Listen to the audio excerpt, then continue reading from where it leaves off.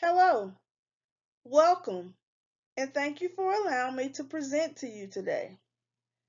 I'm Fatera Hurd, an occupational health consultant with the Department of Health. Today's topic is mold, a house flipper's worst nightmare. My plan is to make you aware of possible mold issues that can be found when flipping houses. As a contractor, investor, or someone new jumping into a new endeavor, you hope that you have the least amount of issues. Am I right? One issue you don't want to run into is having mold in a house you just bought or trying to flip. So, with that said, I'll try to make this presentation brief and to the point. After I've discussed all slides, I will open the floor for questions. My objective today is to talk about what is mold, its origin, three common types of mold, and potential health issues, ways mold develop in a house, and the effects of the mold to that house, how to get rid of mold, whom to call, the cost, and mold removal techniques. Before we get started, has anyone in the room that has flipped a house dealt with mold issues? I'm sure it wasn't the news you wanted to hear. Mold, depending on how severe the issue, can be easy to handle or a big headache. Let's dig in.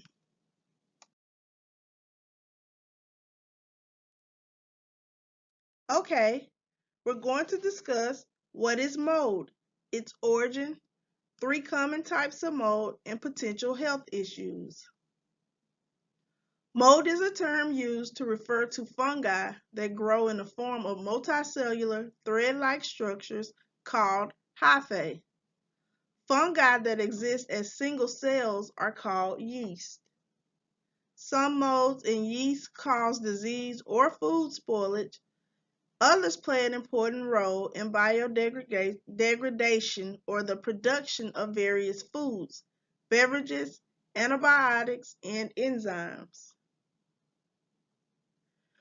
Mold reproduces by the means of tiny spores, and it can be described as seed-like spores that float in the air and is invisible to the naked eye.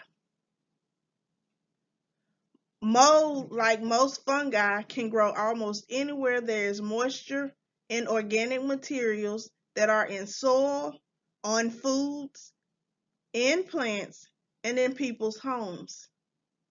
To reproduce, mold release spores, which in turn can spread through air, water, or an animal.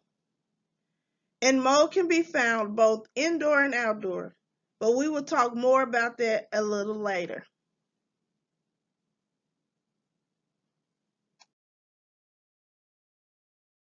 Lately, mold has become a hot topic because of increasing awareness about its potential health hazards. People aren't exactly sure how many mold species there are, but estimates range anywhere between tens of thousands to over a few hundred thousand. Some of these different types aren't dangerous to human health, while others lead to chronic and severe health conditions. So let's look at three common types of mold. Aspergillus, which is commonly found in American households. Cladosporium, it can grow in both warm and cold conditions. And Stachybotrys, known as black mold.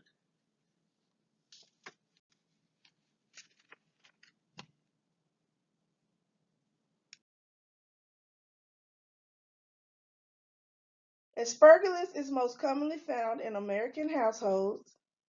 It has long, flask-shaped spores that can form thick layers or walls of mold. This creates long chains of mold growth on surfaces. Because there are over 185 species of Aspergillus mold, it can appear in many different colors. It is fairly allergenic mold that is mostly found on foods and in-home air conditioning systems. It is also capable of becoming more toxic depending on species in the environment affected. Aspergillus leads to symptoms such as asthma attacks, lung infections, and respiratory inflammation. On the slide, you will see two pictures. The first picture is Aspergillus from the view of a microscope. If you look closely to the pictures, you can see some of the thick chains of mold that's grouped together, and it looks like it could be in circles. And it looks like it has, like, in the middle of it, it's white, and as you go further out, it gets like a darker white, and then it's a browner color. On the right side, there's a picture of what looks like wood from a house that has aspergillus on it. It looks brownish or a greenish white color in this picture, but on the caption of the picture when I found it, it said it was a brownish color. So I think it depends on the lighting that is used when taking these pictures.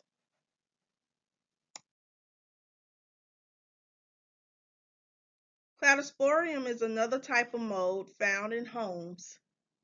It's unique because it can grow in both warm and cold conditions.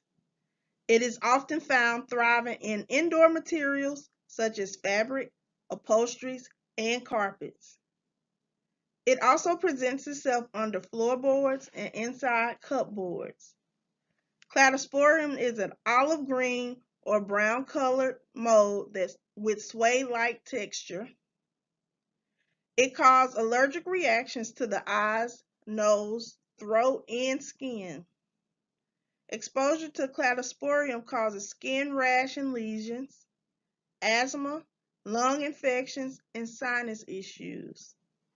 While not considered to have toxic properties, cladosporium should not be handled directly to its potential for causing skin and lung irritation. The two pictures in the slide shows cladosporium in two forms.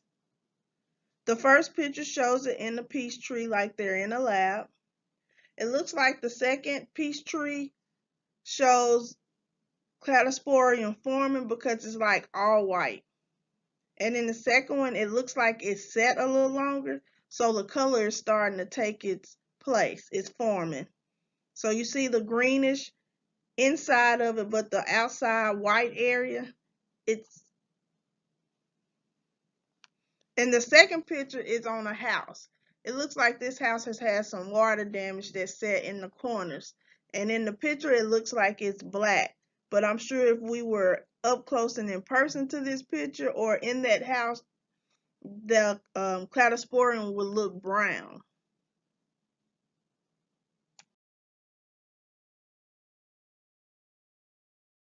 Stachybotrys mold is also known as black mold.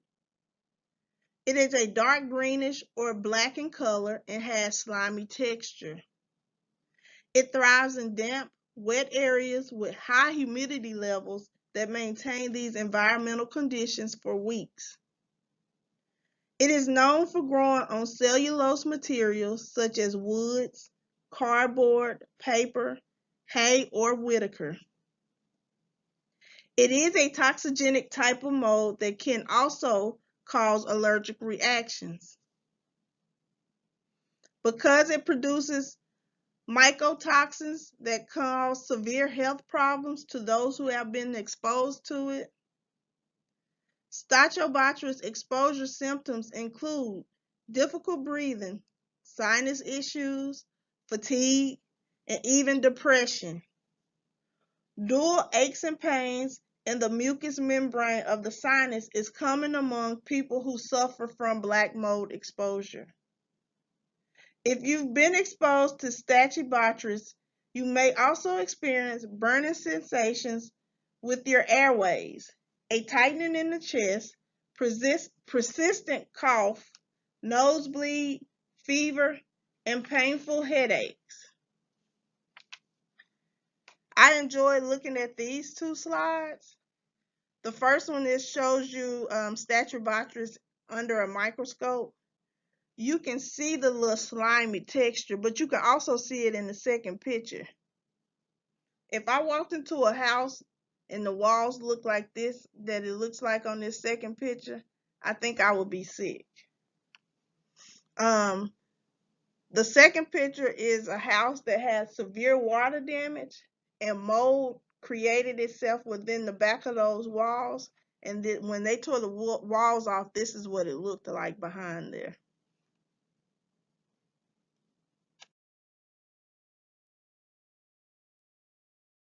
Some health issues a person can face dealing with mold in a house: allergies, respiratory problems, immune system issues, fatigue, memory loss.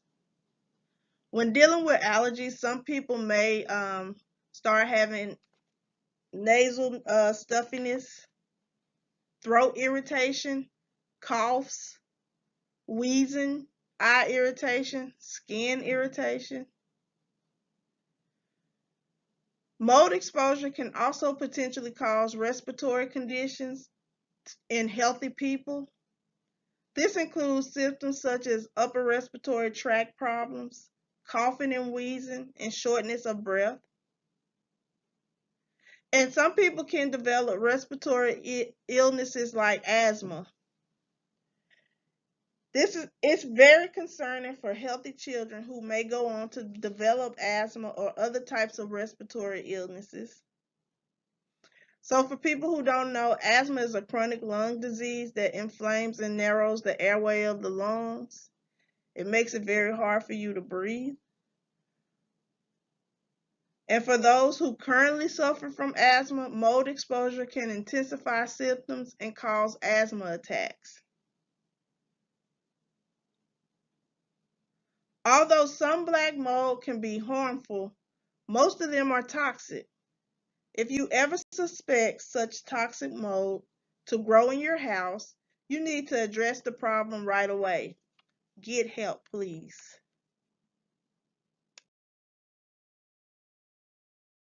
Ways mold develop in a home: outdoor, indoor, and moist locations. Let's talk about outdoor. Mold is in the air outside, so it can attach itself to your clothing, shoes, bags, your pets. And when we walk into our home, we're bringing these spores into the house with us. When you're indoors, it can enter your home through open doorways, windows, vents, and heating and air conditioning systems. Mind you, those spores are floating in the air. You can't see them, but they're there. Moist locations. Keep in mind, mold will grow in places with a lot of moisture, such as around leaks in roofs, windows, or pipes, or where there has been flooding. Mold grows well on paper products, cardboard, ceiling tiles, and wood products. Mold can also grow in dust, plants, wallpapers, installation, drywall, carpet, fabric, and upholsteries. So always try to make sure that you keep dry areas throughout your house and around your house.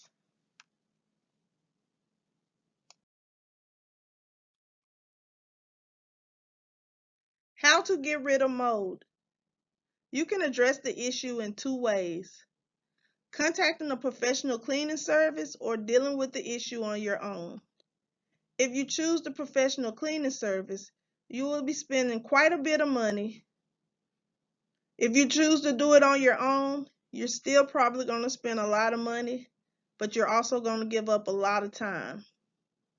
When you're doing it on your own, you have to make sure you invest in the right gear and equipment to help this situation. It also should depend on the severity of the issue, but as a contractor, I would always seek professional advice.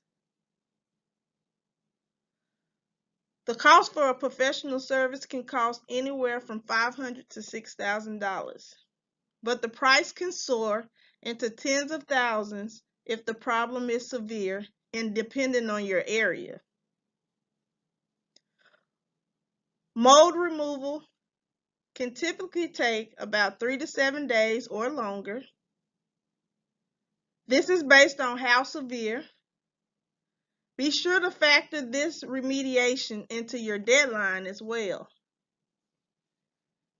When trying to remove mold, make sure to find the source. You should seal the doorway or any ventilation and openings to other areas. Cover any opening with a plastic and then attach it in place with duct tape. Cover your body as well, wearing a face mask to prevent inhaling spores. You can also scrub the mold with soap and a sponge. If the mold is dry, you can spray them first before scrubbing.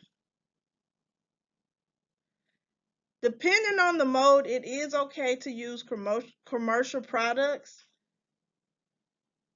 Once you have done that and you are done, place all your equipment, your gear, your sponges, into a heavy-duty and sealed garbage bag and dispose the bag. Make sure that the bag is tightly sealed.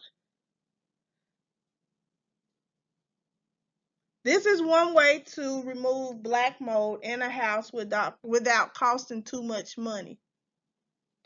If you use a professional service, they're more than likely going to use a heavy-duty industrial equipment. Their equipment may be a little bit more noisier than what I would use, but I think it's also will eliminate some of the time that that a person would give up if they did it on their own. This concludes our discussion on mold, a house flipper's worst nightmare. Are there any questions? Well, I thank you for inviting me, and I really appreciate you taking time out to listen. You all have a nice day.